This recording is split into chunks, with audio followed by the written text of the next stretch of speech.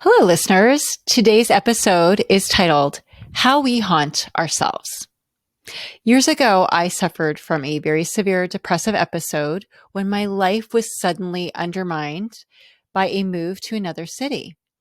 What caused the depression was my suppressed anger at my husband, who refused to attune to me and empathize for the abject loneliness that I was undergoing at that time. For months, I floundered, refusing to take responsibility for my own attunement and nurture.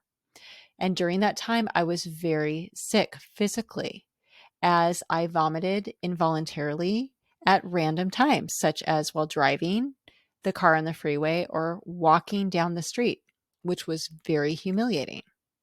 I also found myself unable to stop eating. So I gained about 30 pounds in a few months.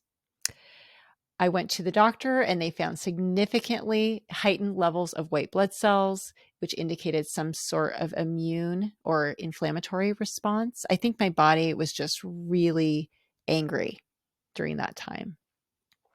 At this time, I started to feel something ghost-like in nature haunting me. It felt like a cold presence of loneliness is the best way I can describe it.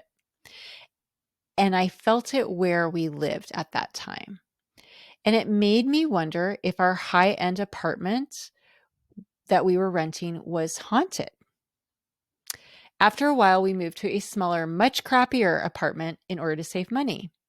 I started to take responsibility at that time for my own well being, which encompassed making the decision to go back to grad school.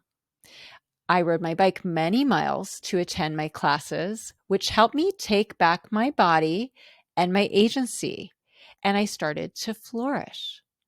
Even though this apartment was noisy, tiny, and undesirable for a family, I loved it because it felt so cozy and warm.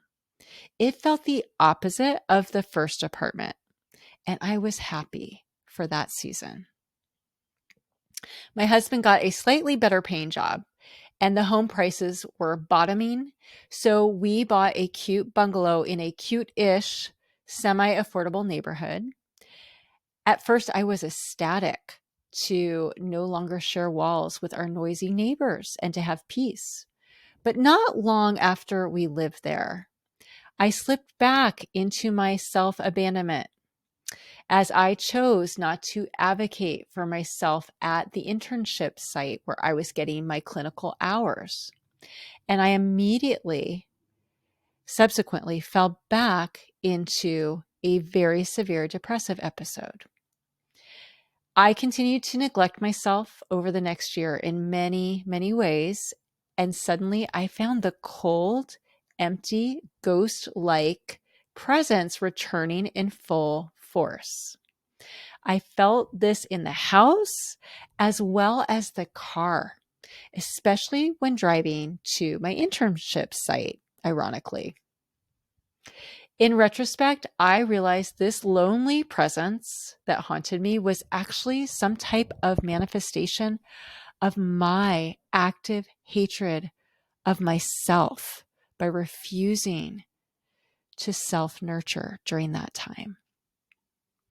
I imagine what many people experience to be ghosts are simply manifestations of their own dissociated feelings, especially of hatred, which again feels cold and vacant, unlike how many of us imagine it to feel. We imagine it might feel hot or energetic. It doesn't.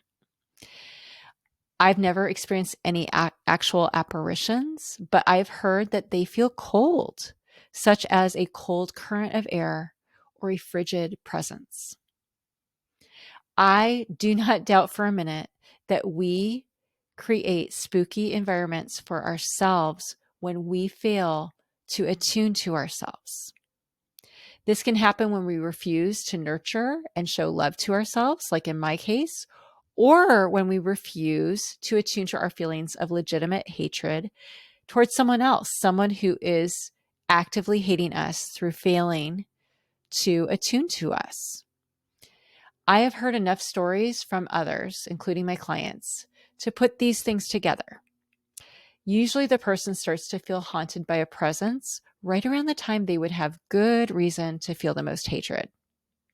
When we disassociate from our feelings, they take on a life of their own.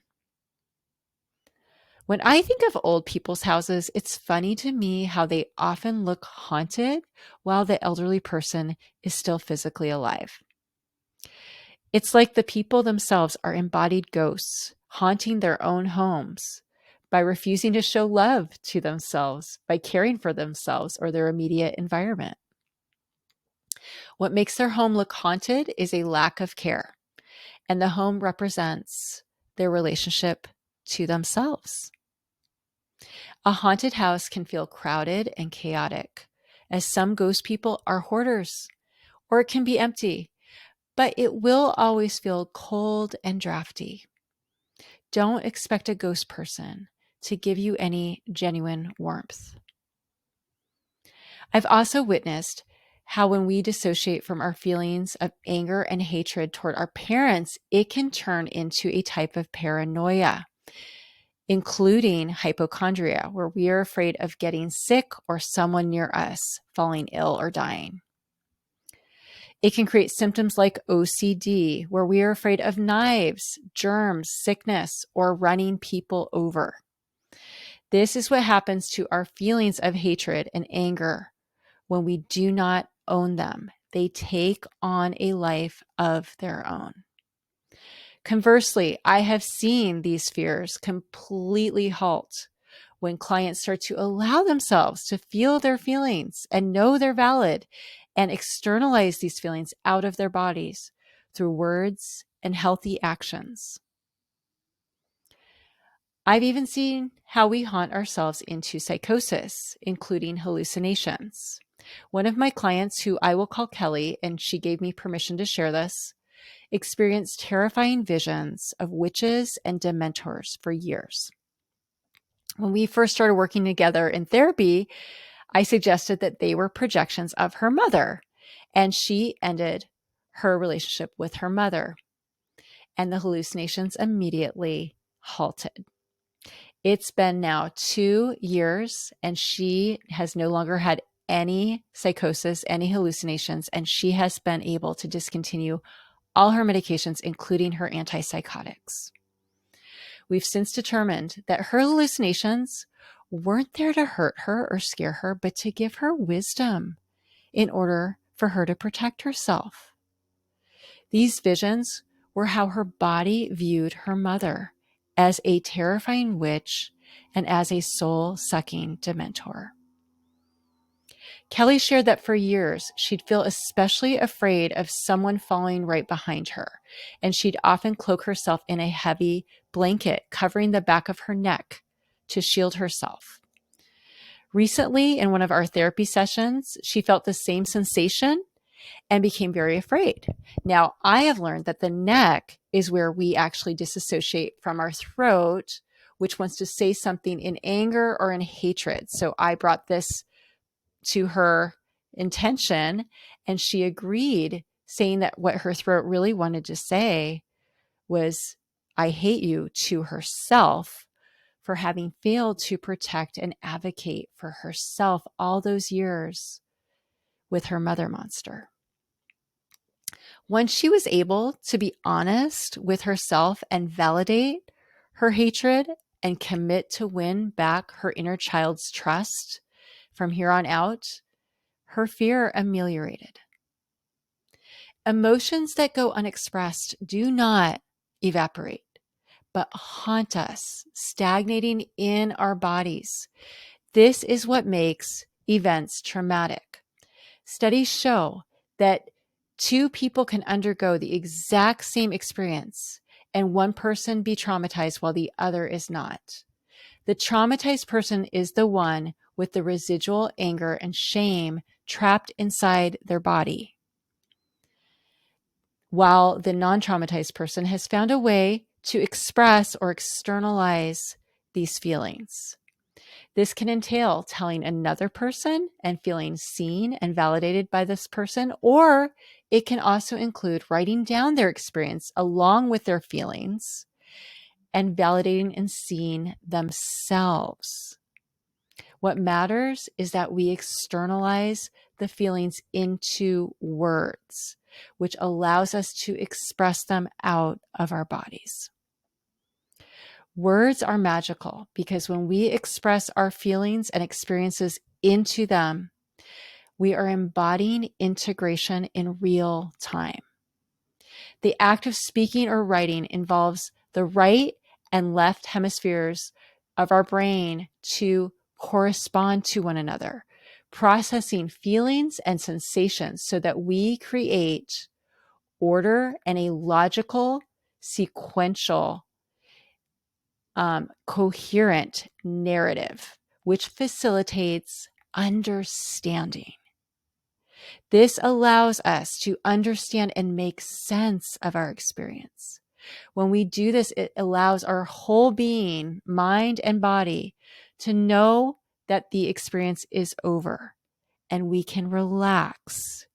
It also allows us to learn from the experience, making sense of it, and to feel a sense of mastery over it, knowing that it will never repeat because we are now the wiser for it, and we will recognize the warning signs a mile away.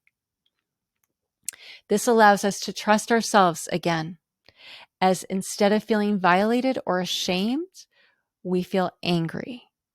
This brings closure. I noticed when I came back to life from my depression, I naturally wanted to clean and organize my home. I suddenly wanted to buy potted plants and work on decorating. I stopped feeling any drudgery about housework or cooking, and I stopped calling those activities chores because to me, they stopped being chores, but rather activities I enjoyed. I have found this to be the case with my clients as well, as when they come back to life emotionally and mentally, suddenly they will tell me about new recipes they're trying, or how they're exercising again, or gardening. When we feel alive, we are drawn to all things life-giving, and we want our home to reflect how we feel inside, and vice versa. When we are dead inside, it's exhausting to think about caring for our bodies or our homes. Caring for anything feels like a chore or a punishment. Life begets life. Death begets death. Life begins when we take responsibility for our own nurture, attuning to our feelings, expressing them out of our bodies into words and actions. And death results when we do not. It's just that simple. So let's exorcise our ghosts of active self-hatred and commit to life. It is a beautiful day to begin. Thanks for listening today. Please share this with a friend. Please subscribe to this podcast and please give this a great review. Thank you.